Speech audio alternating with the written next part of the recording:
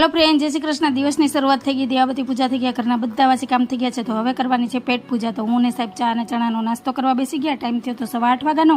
ચા નાસ્તાના વાસણ ઉટક્યા અને પછી સાહેબને ઝારા કચરા અને માળિયા સાફ કરવાનું કામ આપી દીધું.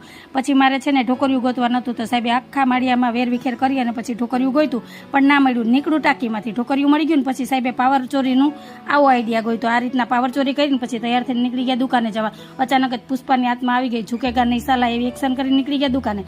પછી મેં ગોઠલી બાફીને તૈયાર કરી, બપોરની રસોઈ બનાવીને રસોઈ થઈ ગઈ તૈયાર, અને ટાઈમ થયો છે 12:15 વાગ્યાનો. તો હું ધારાની રાહ જોઈને ઓસરીને કોરે બેઠી હતી ને એટલામાં તો ધારા બેન અને સાહેબ બે આવી ગયા સ્કૂલેથી, અને તડકો એવો હતો કે હાલત બેહાલ થઈ જાય. પછી ધારા ફ્રેશ થઈને કપડાં બદલાવીને આવી ગઈ ખારક લઈને ખાવા. તો ધારાએ ખારક ખાધી ને પછી મેં ગોઠલી બાફી લીધી હતી ને એનું ખમણ કરીને તૈયાર કર્યું. એટલામાં તો સાહેબ આવી ગયા ને પછી અમે બેસી ગયા બપોરા કરવા.